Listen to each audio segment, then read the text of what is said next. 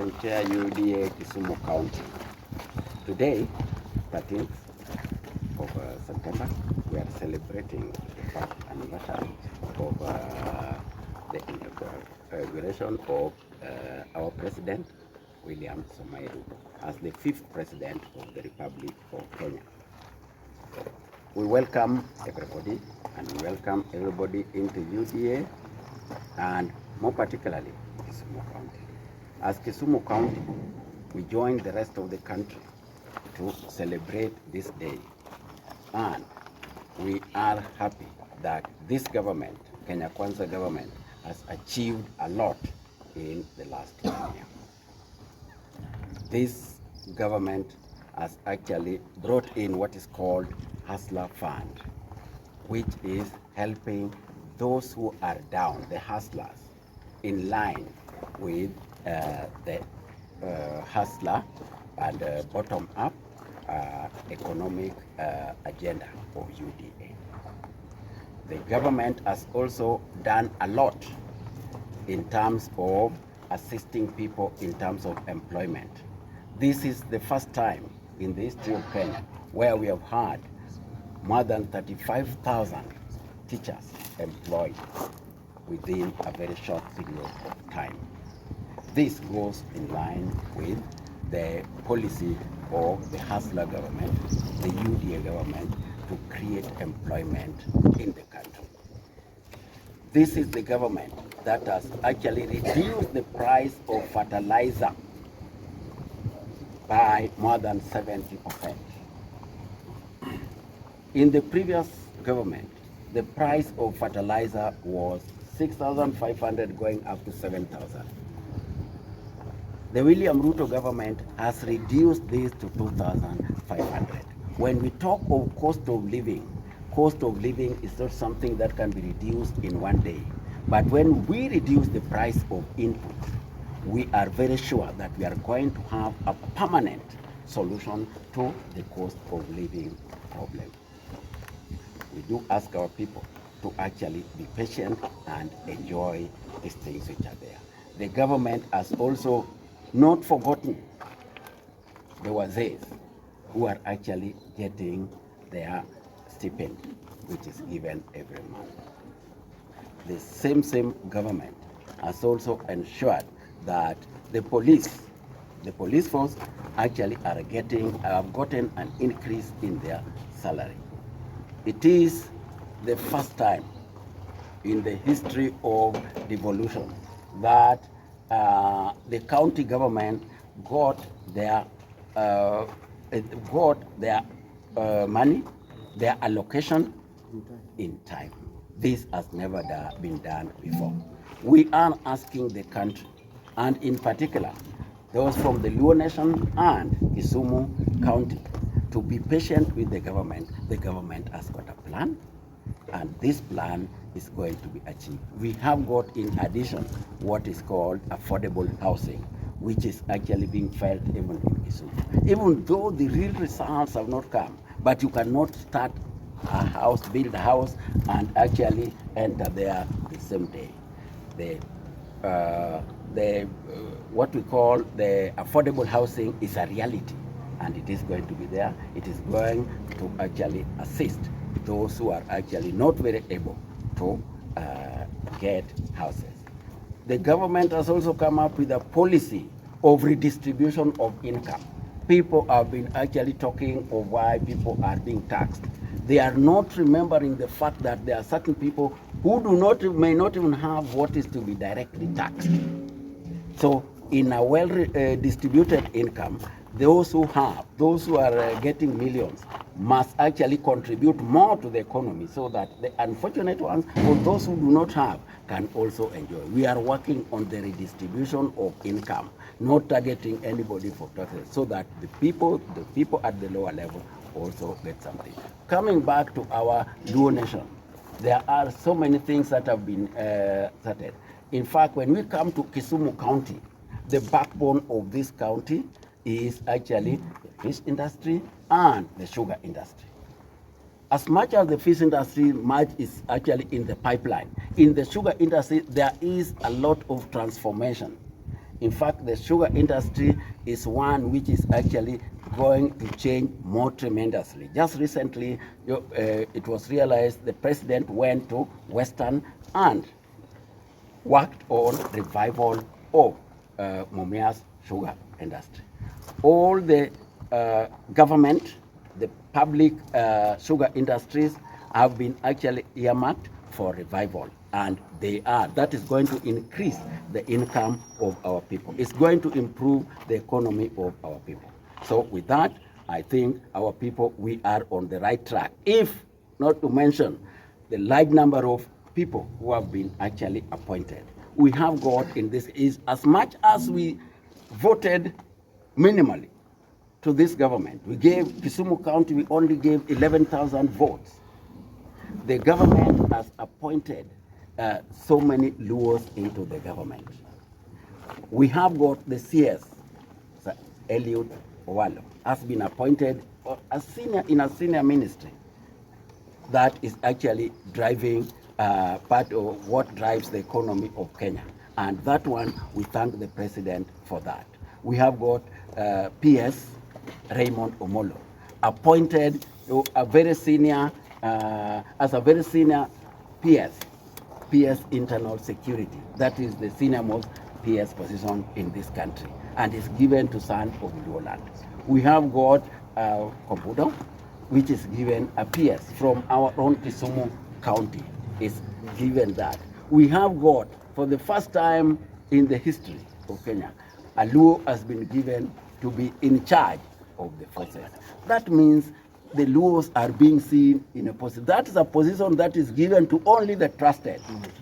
So that has been given to a Luo. A Luo has been given to be in charge of the Ethics and Anti-Corruption Commission. Those are very senior positions. We have got a number of Luos who are given as chairman and board members. Personally, I'm a beneficiary because I'm board member of Sony Sugar. There are many from Kisumu County. We have Governor Jack Ranguma given as the chairman of SASRA. We have got Rose Nyamunga given as the chairman of Postal Corporation.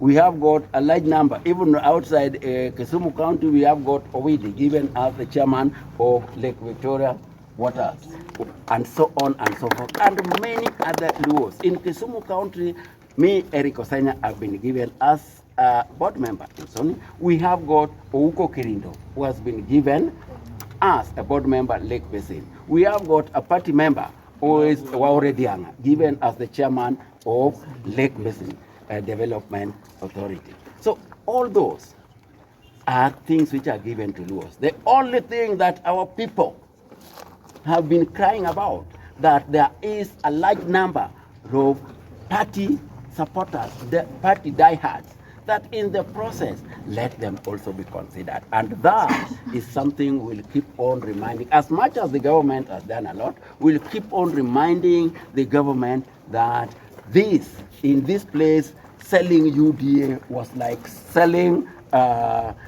bangi in a police station. So, or like selling pig, pork in a mosque. And these people actually braved that, and they went with the party and brought 11,000 votes. We are appealing to the RUTO government to actually, apart from the ones that have been appointed, consider these diehards, because if we can talk, those who fought for the party, only 2 have been actually appointed from Kisumu County. That is me, Eric Osenya, who was the governor candidate for Kisumu County, and Ouko Kirindo, who was our coordinator.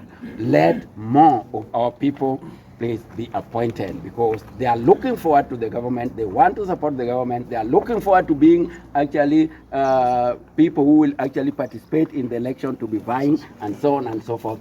They actually need support, and that is a discussion that we are going to carry out with the government. Thank you.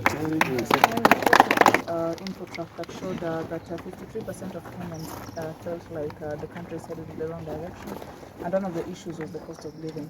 In as much as you've mentioned that it will not come down in a day, especially in regards to this region, what do you think the president needs to do now in his second year to ensure the holistic growth of Kisumu and all other counties around Nyanza?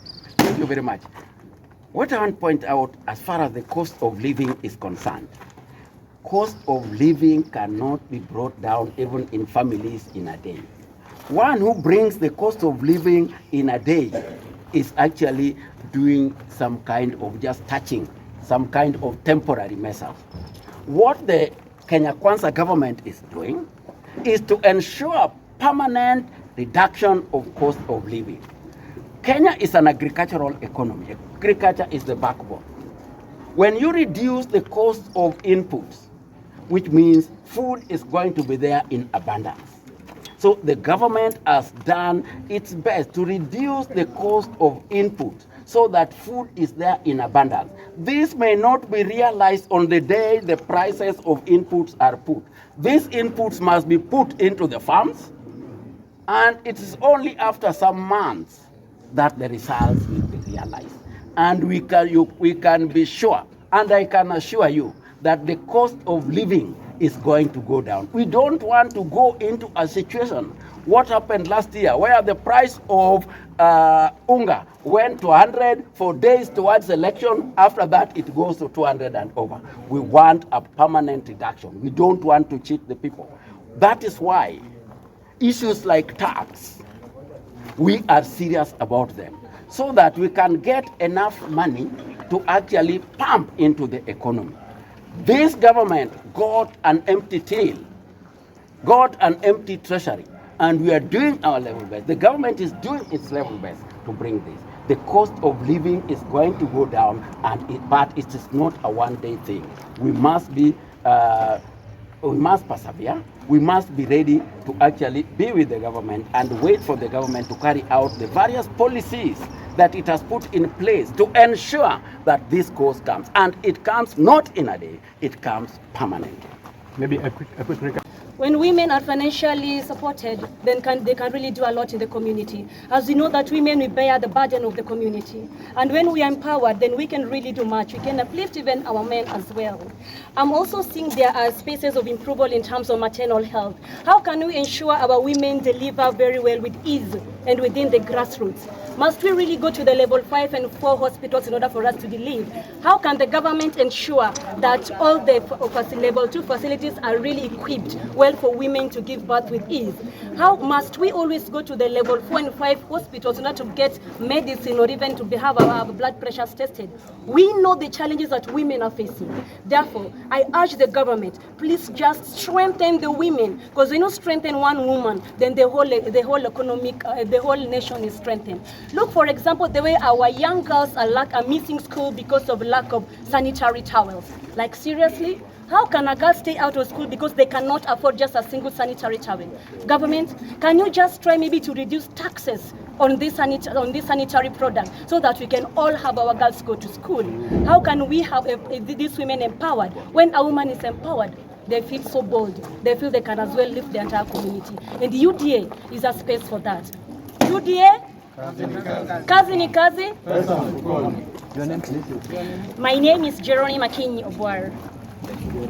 Stephen Odoronyiko, mimi ni kiongozi wa vijana katika eneo hili la Kisumu. Mimi ningependa sasa niongee sana kuhusu mambo ya registration. Vile umeona tumegather hapa, hawa wote ni viongozi.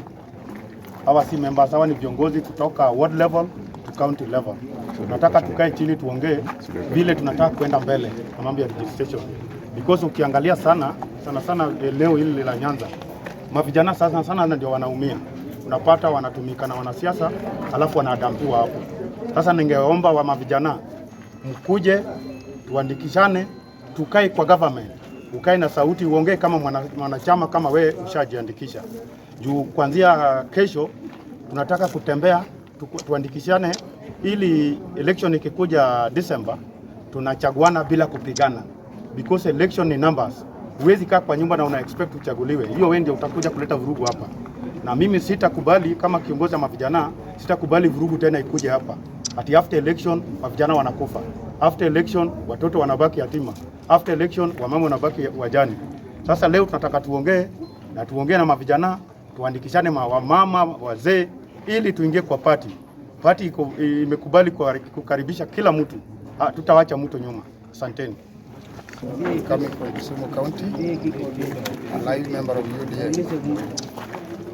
What I wanted to say about UDA in Kisumu is that we began this journey some years back with very few members. But now, what I can say is that the members have increased. When we started UDA, I want to say that I'm the person who initiated UDA in Kisumu at the time when nobody could talk about UDA. But my worry is only one. I've heard chairman talking of people who are rewarded. People like Mr. Ranguma have been rewarded, and others. You cannot be rewarded where you have done nothing. People who worked for UDA who are supposed to be rewarded are here right now. Some decided to move left and right when the environment was so harsh, but they have not been rewarded up to today. Yes. Another thing that I want to say is that our president has done a lot and is a man of the people. In fact, I've visited him several times. I know him very well. He's a man of the people and we expect a lot from him. What the Luosh community should do is just to cooperate with the president. The way Chairman Aboto talked about rewarding, this is the first time in history a Luo becoming the chief of the general staff. Something that has never happened in this world, in this country. So my request is that let us work together, support the president, because we have to work with the government that is there. The government that is there we must support, because that is where everything are found. Lastly, I'm talking about registration. As members of UDA, we have registered very many people, and we are still planning to continue with our registration. And we have been doing this work as orphans. Those who have been awarded by the party are not giving us any support at all. Even right now, they are not here. We are working under UDA as political orphans. And this message should reach the president. Because we need support to sell UDA in Kisumu. But now we are using our resources to sell UDA in Kisumu. Even this gathering, there are people who have decided to go deep into their pocket to ensure that this function moves on very well. So our request is that these are people who are volunteered to support the party. Why should the party also give them what? Give them support. I'm the right person who is talking here, who knows people who are in UDA and who are ready to die because of UDA. And some are standing behind me here. These are people who have been here during the time when election was being declared. Some of our members never spent in their houses. But people who are now given work, who are rewarded, were people who are fighting us. The people who are fighting us are the ones who are now in government. So how do you work now? This is the right time. We are requesting the president to give us time as people of Kisumu work for him, to assess him. Otherwise, we are ready to work for him.